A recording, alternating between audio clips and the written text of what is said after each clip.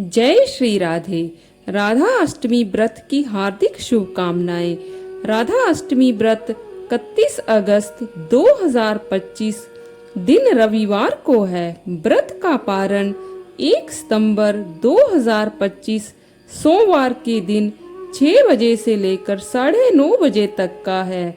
हम श्री राधा अष्टमी व्रत की कथा व महिमा को श्रवण करते हैं। सबसे पहले हम श्री राधा माधव युगल सरकार के चरणों का ध्यान करते हैं, जिनकी स्वर्ण और नील कमल के समान अति सुंदर कांति है, जो जगत को मोहित करने वाली श्री से संपन्न है।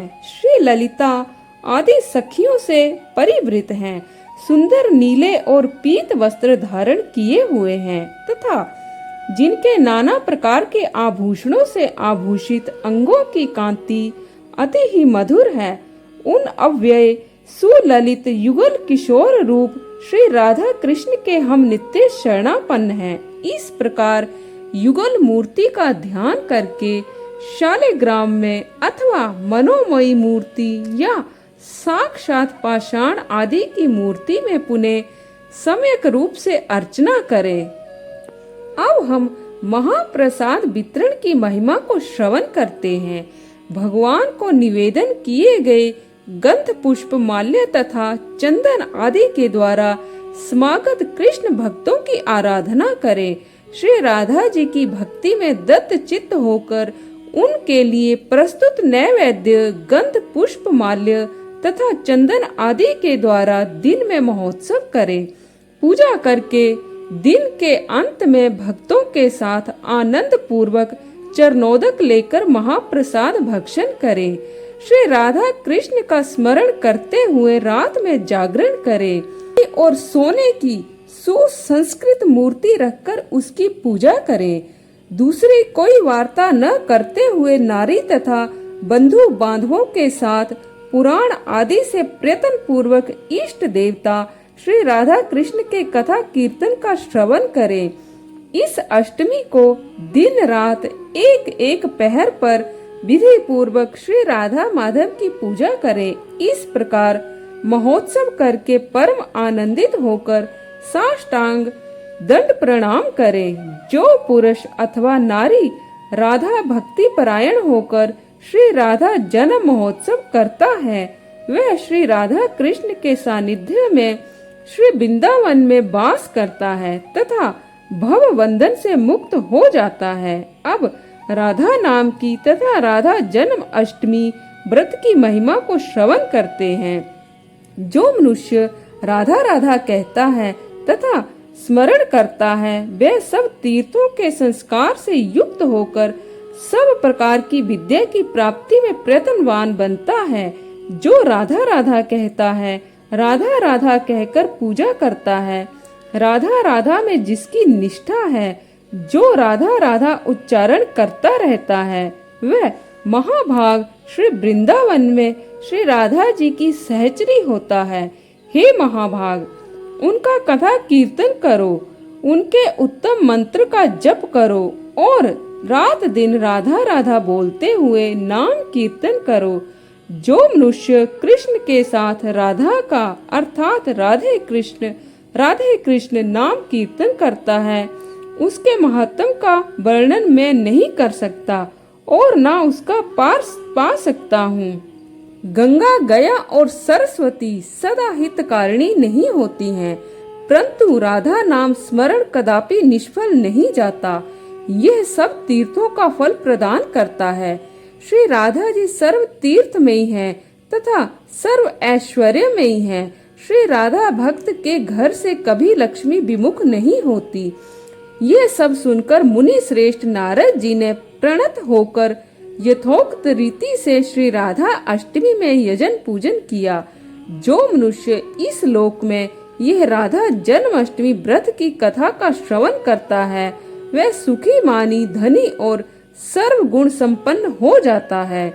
जो मनुष्य भक्ति पूर्वक श्री राधा का मंत्र जप करता है अथवा नाम स्मरण करता है, वह धर्मार्थी हो तो धर्म प्राप्त करता है, अर्थार्थी हो तो धन पाता है, कामार्थी पूर्ण काम हो जाता है और मोक्षार्थी को मोक्ष प्राप्त होता है।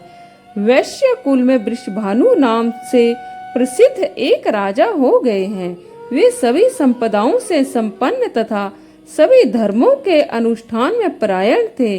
उन्होंने कीर्तिदा नाम की सुंदरी एक गोप कन्या से विवाह किया, जो संपूर्ण शुभ लक्षणों से युक्त तथा तपाए हुए सोने की सी कांति वाली थी। वृषभानु महान भक्त थे। कीर्तिदा के तपोबल से तथा विनय की पराकाष्ठा से उनके राधिका नाम की कन्या हुई।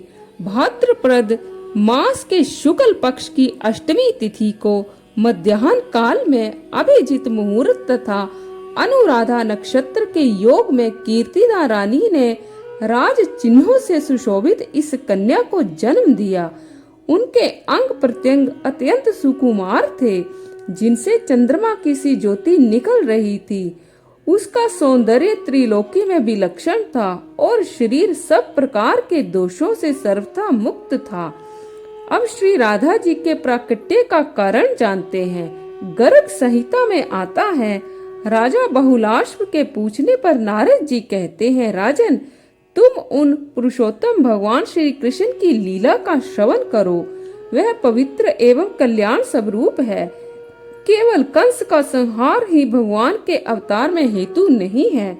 वे पृथ्वी पर संत जनों की रक्षा के लिए पधारे थे।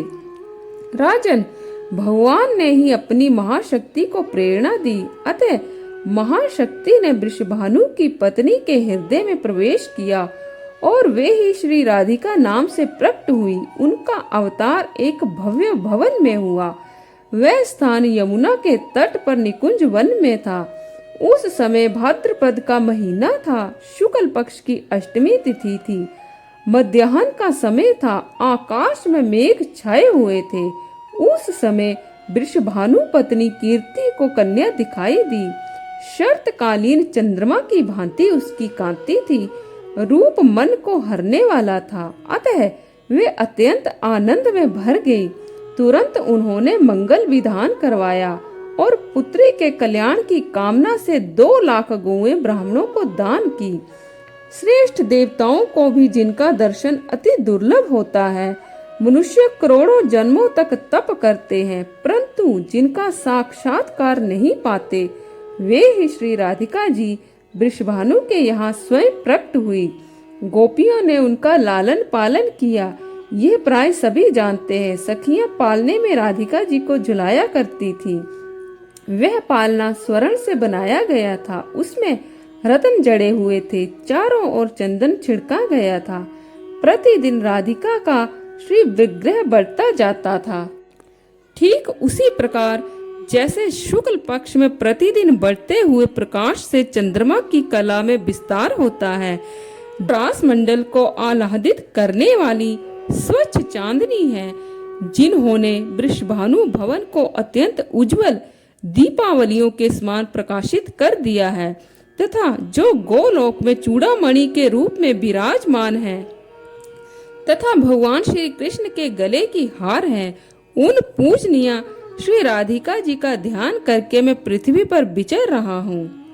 श्री वृषभानु तथा श्री कीर्ति जी पूर्व जन्म में कौन थे? तदंतर बहुलाश्व के पूछने पर नारद जी ने वृषभानु तथा श्री कीर्ति जी के पूर्व जन्म तथा वरदान का इतिहास सुनाया। देवर्षि नारद जी बोले, एक राजा नृग थे।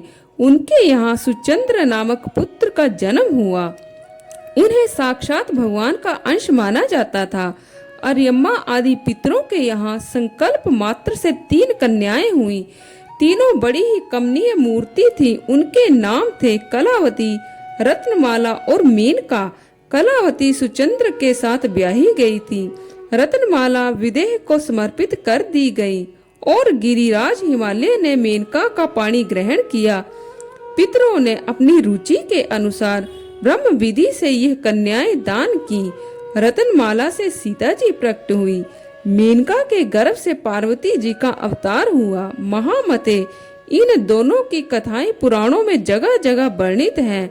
तदंतर पत्नी कलावती को साथ लेकर सुचंद्र गोमती नदी के तट पर स्थित एक वन में चले गए। उन्होंने ब्रह्मा जी की तपस्या की। तत्पश्चात ब्रह्मा जी वहां पधारे और उन्होंने सुचंद्र को वरदान दिया, तुम लोग मेरे साथ स्वर्ग चलो, वहां नाना प्रकार के आनंद का उपभोग करो। द्वापर के अंत में गंगा और यमुना के बीच भारत वर्ष में तुम्हारा जन्म होगा। तुम ही दोनों से स्वयं परिपूर्णतम भगवान श्री कृष्ण की प्राण प्रिया देवी श्री राधिका जी पुत्री के रूप में प्रकट होंगी। इस प्रकार ब्रह्मा जी के वरदान के प्रभाव से भूमंडल पर कीर्ति और वृषभानु जी उत्पन्न हुए। कनौज देश में एक राजा थे, भलंदन नाम से उनकी प्रसिद्धि थी। उन्हीं के यहाँ यज्ञ कुंड से कलावती का प्रादुर्भाव हुआ। कलावती अपने पूर्व जन्म की सारी बातें जानती थी। सुरभानु के घर सुचंद्र का जन्म हुआ। उस समय वे वृषभानु नाम से विख्यात हुए। उन्हें भी पहले जन्म का स्मरण था। गोपों में उनकी प्रधानता थी। नंद जी की बुद्धि बड़ी ही निर्बल थी। उन्होंने दोनों का परस्पर संबंध जोड़ दिया। उन दोनों को पूर्व जन्म की स्मृति तो थी ही, अतः वे दोनों चाहते भी ऐसा ही थे। जो मनुष्य इस वृषभानु और कलावती के उपाख्यान का श्रवण करता है वह संपूर्ण पापों से छूट जाता है और अंत में वह भगवान श्री कृष्ण के परम धाम का अधिकारी होता है। तो आज के लिए बस इतना ही। कल फिर आपसे भेंट होगी। तब तक के लिए जय श्री राधे।